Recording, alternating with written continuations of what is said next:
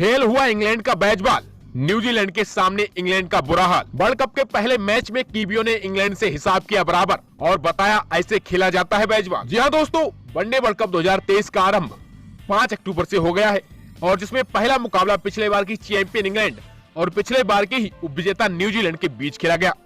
अहमदाबाद के नरेंद्र मोदी स्टेडियम में टॉस के लिए न्यूजीलैंड की तरफ से केन विलियमसन की गैर मौजूदगी में कार्यवाहक कप्तान टॉम लाथम और इंग्लैंड के कप्तान जोस बटलर उतरे। टॉस कीवियों के पाले में गिरा और टॉम लाथम ने टॉस जीतकर पहले गेंदबाजी करने का फैसला किया और इंग्लैंड को बल्लेबाजी करने के लिए बुलाया। इंग्लैंड की तरफ से ओपन करने उतरे जॉनी बेयरस्टो और ताबड़तोड़ बल्लेबाज डेविड मलान। ऐसे में इंग्लैंड से धुआंधार बैजबॉल स्टाइल की बैटिंग की उम्मीद थी, मगर ऐसा नहीं हो सका और इंग्लैंड का पहला विकेट 40 रन के स्कोर पर डेविड मलान के रूप में गिरा। मलान 24 गेंदों पर 14 रन ही बना पाई और मैट हेनरी का शिकार बने। इसके बाद बेयरस्टो का साथ देने आई रूट, मगर जॉनी भैया रूट का साथ नहीं दे पाई और इंग्लैंड ने 12.5 ओवर में अपना दूसरा विकेट जॉनी बेयरस्टो के रूप में गवा दिया। जॉनी बेयरस्टो 33 रन बनाकर आउट हुए और इसके साथ ही 64 रन तक इंग्लैंड के दोनों ओपनर बल्लेबाज पवेलियन लौट गए और इसके बाद हैरी ब्रूक बल्लेबाजी करने के लिए उतरे और हैरी ब्रूक ने आते ही रचिन रविंद्र के ओवर की 3 गेंदों पर ही 2 चौके और 1 छक्का जड़ दिया।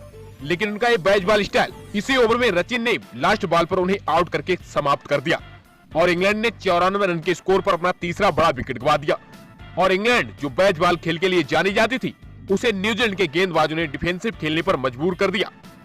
न्यूजीलैंड के गेंदबाज यही नहीं रुके, इसके बाद 21.2 ओवर में ग्लेन फिलिप्स ने मोइन अली को आउट करके इंग्लैंड को एक और बड़ा झटका दे दिया और यहां से डिफेंडिंग चैंपियन इंग्लैंड की वापसी मुश्किल लगने लगी। लेकिन यहां से जो रूट का साथ देने आए कप्तान जोस बटलर, दोनों ने साथ में मिलकर इंग्लैंड को संभाला और कुछ आकर्षक शॉट भी लगाए।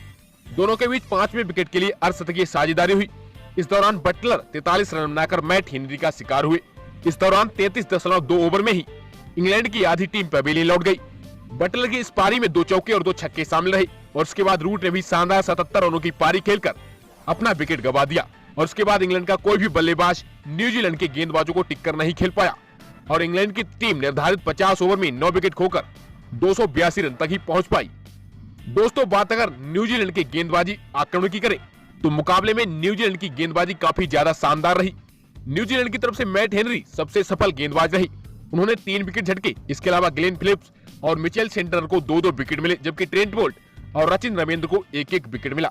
इसके बाद न्यूजीलैंड की तरफ से 283 रनों के टारगेट का पीछा करने उतरे डेवान कॉनवे और बिलियंग।